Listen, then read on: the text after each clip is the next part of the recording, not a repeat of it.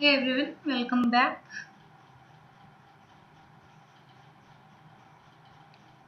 So, give me a second. So, start our mission net JRF once again.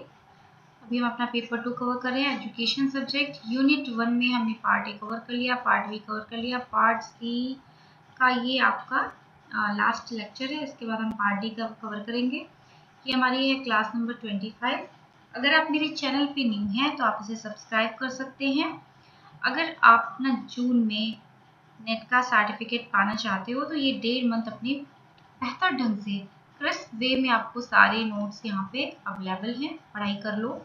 और दूसरी बातें जो आप कई बुक्स में सर्च करोगे और ये टाइमली आपको सारी चीज़ें अवेलेबल नहीं होने वाली, क्योंकि हमारे पास टाइम कम है।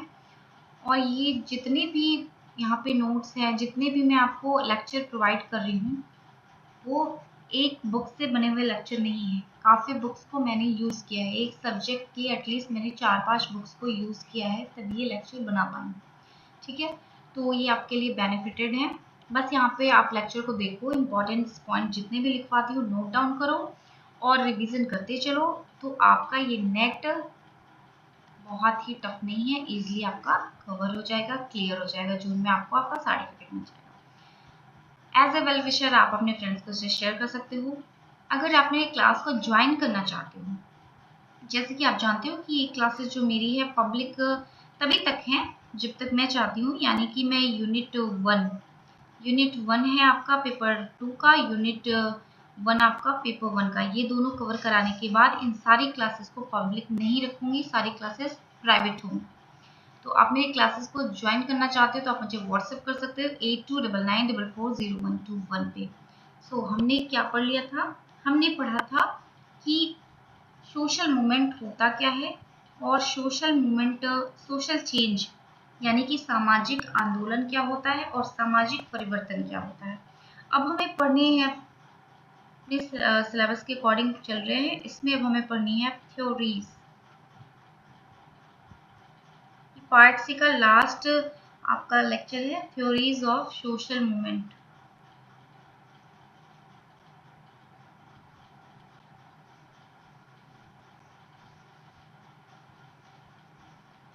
जो आपका सामाजिक आंदोलन है इसकी कुछ थ्योरीज हैं। ये थ्योरीज एक्सप्लेन करती हैं कुछ चीज़ों को। किन चीज़ों को एक्सप्लेन करती हैं? कि कैसे, हाउ सोशल मूवमेंट डेवलप्ड, सामाजिक आंदोलन का विकास कैसे हुआ। दूसरी चीज, why people join social movement, लोगों ने सोशल मूवमेंट यानी सामाजिक आंदोलन को ज्वाइन क्यों किया। और तीसरा है how social movement increase participation, social movement यानी सामाजिक आंदोलन कैसे सहभागिता को बढ़ावा देता है। इन थ्योरीज के माध्यम से, इन सिद्धांतों के माध्यम से हम इन सब बातों को समझ पाएंगे। तो आइए हम उन थ्योरीज को पढ़ते हैं, उन सिद्धांतों को पढ़ते हैं जो हमारे सिलेबस में है। तो पहला है आपका, पहली थ्योरी जो है वो है आपकी रिलेटिव डेप्रिवेशन।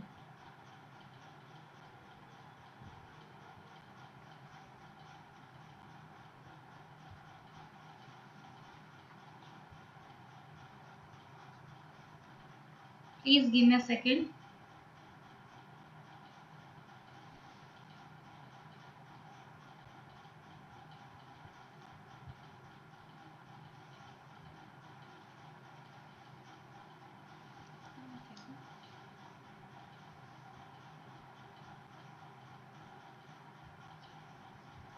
इसे हिंदी में कहते हैं सापेक्ष वंचन, है ना, सापेक्ष वंचन का सिद्धांत। इसे दिया किसने था? तो इसे दिया था आपके रॉबर्ट के मॉर्टन ने कब दिया था? 1960, 1960 में। आपका रिलेटिव डेप्रिवेशन यानी सापेक्ष वंचन का सिद्धांत दिया रॉबर्ट के मॉर्टन ने। अब ये होता क्या है? रिलेटिव डेप्रिवेशन होता क्या है, इसे समझना है। ये डेप्रिवेशन थ्योरी है, जो वंचन का सिद्धांत है, ये कहती है कि जो सोशल मूवमेंट यानी सामाजिक आंदोलन जो हुए, उसका फाउंडेशन, उसकी नींव तब पड़ती है जब लोगों ने खुद को, जब पीपल क्या फील करते हैं? Feel deprived of some resources।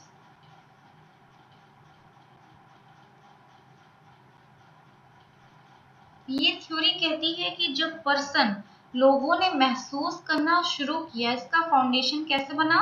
Relative deprivation यानी सापेक्ष वंचन के सिद्धांत का जो फाउंडेशन, नींव बनी, वो तब बनी जब लोगों ने महसूस किया, वंचित, डेप्राइव महसूस किया, खुद को महसूस किया कि उनके पास कुछ चीजें हैं, कुछ संसाधन हैं जो नहीं है।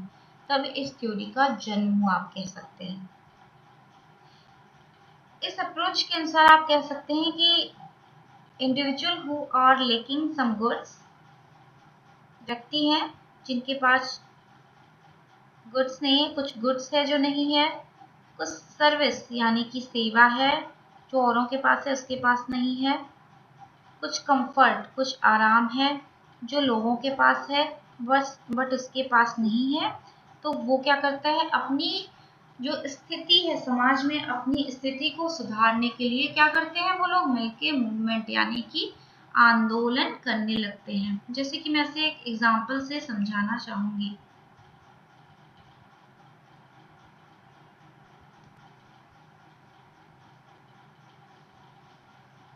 अब जैसे क्लास में है ना, क्लास में आप मान लो कि 40 बच्चे हैं, क्लास में 40 बच्चे हैं और जो टीचर है वो 10 बच्चों पे बहुत ध्यान देता है ना, पूरा फोकस करता है, बहुत ध्यान देता है इन 10 बच्चों पे, सॉरी हाँ 10 बच्चों पे बहुत फोकस करता है, बहुत ध्यान देता है, उनकी बातों को सुनता है, उनके लिए फैसिलिटीज प्रोवाइड करता है।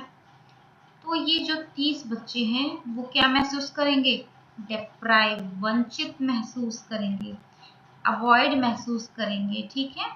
ये फील करेंगे कि मुझे वंचित किया है इस टीचर ने, और इन 30 बच्चों में क्या उत्पन्न होगा? रोष, गुस्सा आएगी इन्हें, है ना। पापा छोटे भाई को सारी चॉकलेट्स लाके दे देते हैं, दोनों छोटे भाई हैं मेरे, सारी चॉकलेट्स लाके दे देते हैं, मुझे कुछ नहीं देते, है ना। तो क्या आएगा? मुझे गुस्सा आएगा, रोष आएगा, है ना। तो इन 30 स्टूडेंट में क्या हुआ? रोष उत्पन्न हुआ और वो टीचर के अगेंस्ट खड़े हो गए, टीचर के अगेंस्ट मूवमेंट करने लगे, है ना। खड़े हो गए कि टीचर आप इन 10 बच्चों पे ही पूरी फोकस करती हैं, बाकी हम 30 पे कुछ नहीं फोकस करती हैं। तो जब ये बच्चे रोष के कारण यहाँ पे अपने आप को वंचित महसूस किए, 10 बच्चों को सारी सुविधाएं मिल रही है, इन्हें नहीं मिल रही है, तो ये वंचित महसूस किए। तो इस थ्योरी को हम कहते हैं, जब इन्होंने आंदोलन किया तो इसे कहते हैं रिलेटिव डेप्रिवेशन थ्योरी। ये थ्योरी किसके अंदर आएगी? रिलेटिव डेप्रिवेशन थ्योरी, ठीक है। अब इसकी कुछ कंडीशंस होती हैं, ये आपको जानना इम्पोर्टेंट है क्योंकि एक क्वेश्चन में आया था। ये जो रिलेटिव डेप्रिवेशन है, पहली बात आप जान लो कि सोशल भी हो सकता है, सामाजिक, पॉलिटिकल, राजनीतिक, इकोनॉमिकल, आर्थिक, हर तरह का हो सकता है। ये नहीं है कि किसी एक प्रकार का होगा, ये हर तरह का हो सकता है का रिलेटिव डेप्रिवेशन।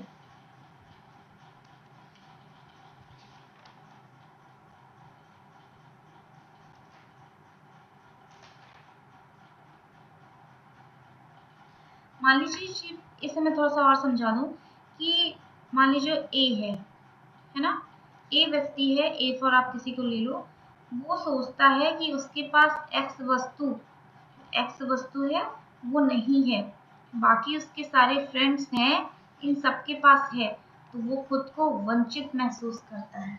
ठीक है, समझ गए? वंचित का मतलब समझ गए ना, कि ये एक्स जो वस्तु है ये सारे उसके फ्रेंड्स के पास हैं बट इस ए के पास नहीं है, तो वो खुद को वंचित महसूस करता है। सिंपल वर्ड्स में आप समझ सकते हैं कि जब इनइक्वालिटी होती है, असमानता होती है, तब लोगों के मन में क्या आता है? Relative deprivation. और ये आप समझ लो कि ये जो आप कह रहे हो कि ये असमानता आप समझ लो दो तरह की हो सकती है। ये समानता भी दो तरह की हो सकती है। पहली होती है रिलेटेड टू अदर्स, दूसरे से संबंधित, और होती है related to self, related to self. अब ये हम समझेंगे कैसे। ये असमानता भी दो तरीके की हो गई, related to others and related to self. दूसरे पेज पे करते हैं।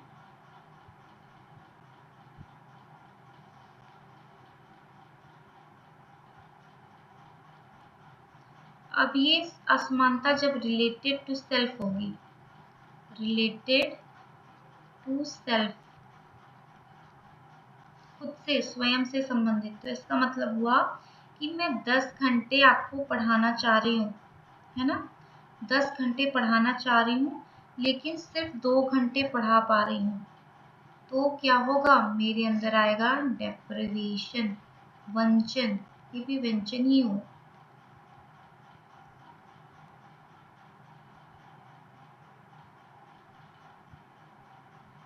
बिकॉज ऑफ किस लिए? Self need. मेरी नीड थी कि मैं 10 घंटे पढ़ना, ले लो, मैं 10 घंटे पढ़ना चाह रही थी, बस मैं सिर्फ 2 घंटे पढ़ रही हूँ, तो जो मेरी एक्सपेक्टेशन थी, है ना, जो मेरी एक्सपेक्टेशन थी मैं उसको पूरा नहीं कर पा रही हूँ, मेरी जो सेल्फ नीड, खुद की आवश्यकता थी, उसको पूरा नहीं कर पा रही हूँ, इसलिए रिलेटेड टू सेल्फ है ना, तो यहाँ भी डेप्रिवेशन हुआ। इसे आप इतना जान लो कि इसे कहते हैं जे कर, जे कर, आप ये जे कर।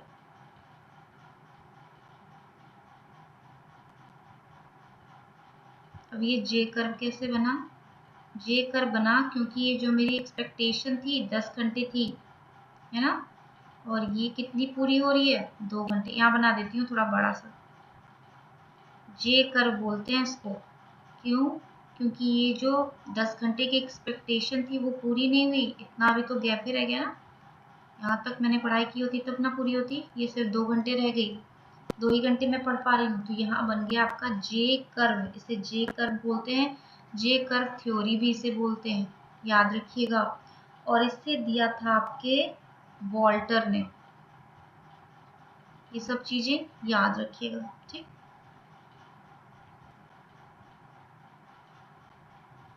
मतलब जब हमारी एक्सपेक्टेशन है ना वो रियलिटी से जब मैच नहीं होती है तो बन जाता है हमारा जे कर्व। ये हमारी एक्सपेक्टेशन थी और ये हमारी रियलिटी है, यानी कि हमने सोचा कि 10 घंटे पढ़ेंगे बट हम पढ़ रहे हैं सिर्फ 2 घंटे, रियलिटी यही है, तो ये बन गया आपका जे कर्व। अब वॉल्टर जो है आपके, वॉल्टर ने कुछ चीजें एक्सप्लेन करी थी, उसको भी आप सुन लीजिए। पहली चीजें इन्होंने बताई,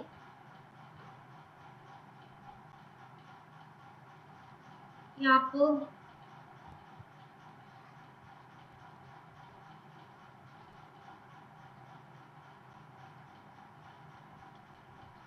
अब ये एक्स कुछ भी हो सकता है, कोई भी वस्तु, सर्विस, कुछ भी हो सकती है, आप कोई भी चीज देख लो। तो ये डेप्रिवेशन, वंचन क्यों हुआ? When A has not x, जब ए के पास, ए को आप समझ लो, इसका नाम ले लूं मैं यहाँ पे, चलो ए है कोई व्यक्ति, हर्षिता ही ले लो, मैं अपना ही नाम सुविधा से ले पाती हूँ, हर्षि। जब हर्षि के पास एक्स वस्तु नहीं है तब वंचित हर्षि महसूस कर सकती है, या फिर व्हेन हर्षि वांट्स, या फिर तब मैं महसूस कर सकती हूँ जब मैं x को चाहती हूँ, x को प्राप्त करना चाहती हूँ। तीसरा है कि जब हर्षी के पास कोई वस्तु, अब मैं क्या किसी वस्तु का नाम लेके समझाऊं तो ज्यादा क्लियर रहेगा। मैं ना यहाँ से अपना नाम ही हटा देती हूँ, है ना। अब मैं यहाँ समझाती हूँ कि वॉल्टर जी ने क्या कहा।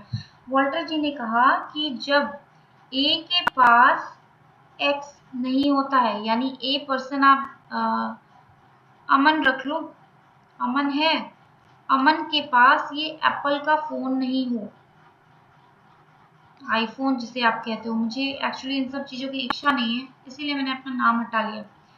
तो आईफोन, एप्पल का फोन नहीं हो तो वो वंचित महसूस कर सकता है। दूसरा रीजन है जब अमन चाहता हो, अमन चाहता हो कि इसको ये एप्पल का फोन मिल जाए, है ना, तभी भी वो वंचित महसूस कर सकता है। अब अमन के पास तो एप्पल का फोन नहीं है, बट रमन के पास एप्पल का फोन है, तभी भी अमन क्या है, बेचारे वंचित महसूस कर सकते हैं। उसके बाद फोर्थ नंबर, जब अमन जानता हो कि ये जो एप्पल का फोन है बहुत इम्पोर्टेंट है ना, तभी भी क्या हो जाता है, रिलेटिव डेप्रिवेशन। ये चार जो आपके कंडीशन है उन्हें आप याद रखिएगा, ठीक है। तो ये आपका हो गया रिलेटिव डेप्रिवेशन की थ्योरी। अब है दूसरी, बहुत सिंपल सी है, रिसोर्स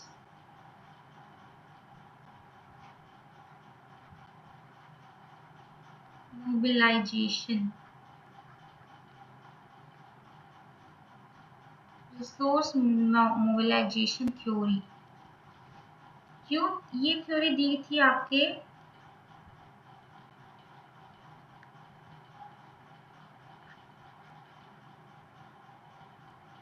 जॉन मैकार्थी ने और मेयर जैद शायद नाम था में भी, उन्होंने दोनों लोग मिलके दी थी आपकी रिसोर्स मोबिलाइजेशन थ्योरी। इसमें एक ऑसबॉर्न थे, ठीक है, ऑसबॉर्न ने बताया था कि लोग मूवमेंट करते हैं सिर्फ अपनी प्रॉफिट के लिए। ऑसबॉर्न एक व्यक्ति थे, उन्होंने बताया कि ये जो सोशल मूवमेंट होता है ना, आंदोलन होता है, मूवमेंट होता है, ये सिर्फ और सिर्फ व्यक्ति, जितने व्यक्ति हैं अपने अपने फायदे के लिए करते हैं, ये ऑसबॉर्न ने बताया था, ठीक है। लेकिन इनकी बात को गलत साबित करते हुए मैकार्थी जी ने कहा, मैकार्थी जी ने कहा कि नहीं, बिल्कुल गलत है, मूवमेंट लोग करते हैं, व्यक्ति इसलिए करते हैं रिसोर्सेस को, रिसोर्स को, संसाधन जो है उसको मोबिलाइज करने के लिए, इसलिए नहीं करते कि इसमें इनका कोई फायदा छुपा हुआ है, इनको कुछ फायदा उठाना है, बल्कि जो संसाधन है उसको मोबिलाइज करना है, इसलिए लोग क्या करते हैं,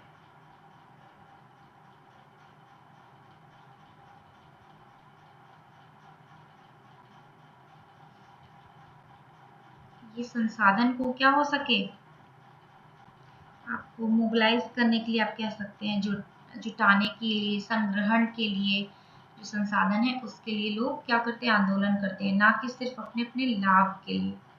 बहुत छोटा सा था, इससे इसमें एक्स्ट्रा कुछ नहीं आता है, ठीक है।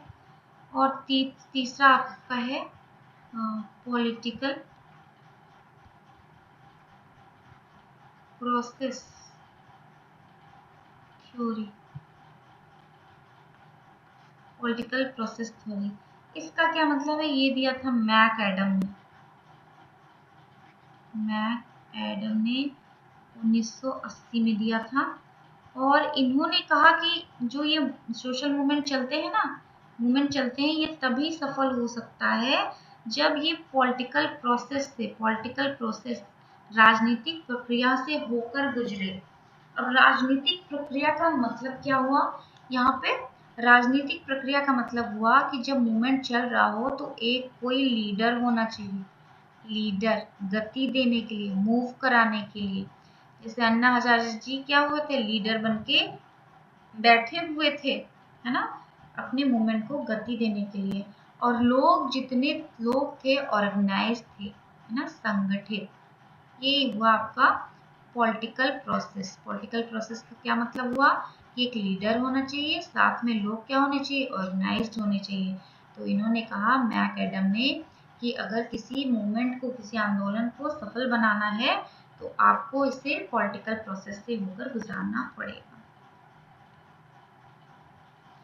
फिर है आपका न्यू सोशल मूवमेंट।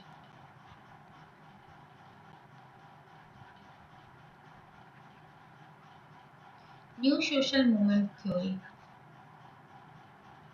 अब जितनी भी प्रेजेंट टाइम में आप समझ लो सोशल इक्वल अनइक्वलिटी है, अनइक्वलिटी आप कह दो, या फिर कह दो कुछ कल्चरल इश्यूज हो गए, इसके चलते इन्वायरमेंट से रिलेटेड कुछ हो गया।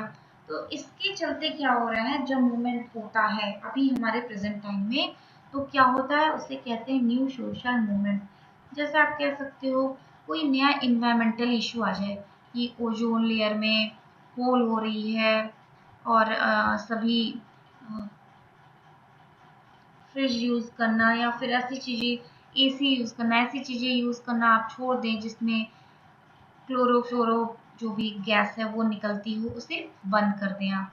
तो यहाँ पे क्या होगा, इन्वायरमेंट के लिए ग्रीनरी हट रही है। और इस तरह की चीज़ें जब इन्वायरमेंट से लेके आती है, इन्वायरमेंट हमारा प्रदूषित होने लगता है, तो कुछ लोग मिलके क्या करते हैं, लोगों को जागरूक करने के लिए आंदोलन निकाल देते हैं कि प्लीज़ आप इसको अपनाइए, पेट्रोल वाली गाड़ियों को, डीजल वाली गाड़ियों को बंद कीजिए, अदरवाइज हमारी कंट्री क्या होगी, खराब हो जाएगी। तो क्या होता है, यहाँ पे इन्वायरमेंट से रिलेटेड इशू हुआ और उसके लिए कुछ लोगों ने मिलके आंदोलन कर दिया। तो ये आपके न्यू सोशल मूवमेंट में आएगी, ठीक है। अब जैसे चाइल्ड लेबर, बच्चों से लोग काम करवाते हैं, छोटे छोटे बच्चों से एज ए श्रमिक के रूप में काम करवाते हैं, तो कुछ लोगों ने मिलके इसके अगेंस्ट शुरू कर दिया, तो ये हो गया। अब आप कह सकते हो सेम सेक्स में मैरिज, यानी कि जैसे एक लड़का एक लड़की से, अब एक लड़का है जो बॉय है वो बॉय से मैरिज, गर्ल है गर्ल से मैरिज, ये जो ये हमारा क्या हो गया, एक कल्चरल इश्यूज बन के आया। इसके लिए भी मूवमेंट हो गया, कुछ लोगों ने कहा कि नहीं ऐसा नहीं होना चाहिए, और कुछ लोगों ने कहा कि ऐसा होना चाहिए, इसके लिए सुप्रीम कोर्ट तक लोग गए। तो क्या होगा, ये हमारे कल्चरल इश्यूज हुए, सोशल इश्यूज कुछ ना कुछ हो जाते हैं। तो इस तरह की चीज़ें जो हमारे अभी चल रही है वो न्यू सोशल मूवमेंट है। निर्भया के साथ गलत हुआ, अभी बहुत सी लड़कियों के साथ गलत होता है, तो क्या लोगों ने क्या कहा कि ऐसे लड़कों को तुरंत फांसी दे देनी चाहिए, हैंग टिल डेथ, इन्हें हैंग टिल डेथ कर देना चाहिए। तो इसके लिए कुछ लोग खड़े हो गए, ग्रुप्स बन गए, इनका एम हो गया, इनका एम हुआ कि जो इस तरह की गलत हरकतें लड़कियों के साथ करते हैं उनको हैंग कर देना चाहिए। तो ये भी सोशल मूवमेंट हो गया, न्यू सोशल मूवमेंट। तो ये आपका यूनिट सी भी कवर होता है। अब हम यूनिट डी कवर करेंगे, मैं कोशिश करूंगी अभी अपलोड कर दूं, अदरवाइज कल करूंगी। तो अब हम लोग बहुत ही फास्ट चलने वाले हैं, इस चीज़ को आप याद रखिएगा, और जल्दी से अपना कोर्स कवर करने वाले हैं। ऑल द बेस्ट, बहुत अच्छे से पढ़ाई कीजिए, आगे बढ़िए, और जब भी आपको मेरी ज़रूरत हो आप मुझे मैसेज कर सकते हैं, कॉल कर सकते हैं। अगर आपको पढ़ाई से रिलेटेड कुछ पूछना हो तो I am always with you, ठीक है। और अगर कोई फालतू बात करनी है तो I am not interested and I am not free. Good luck, all the best.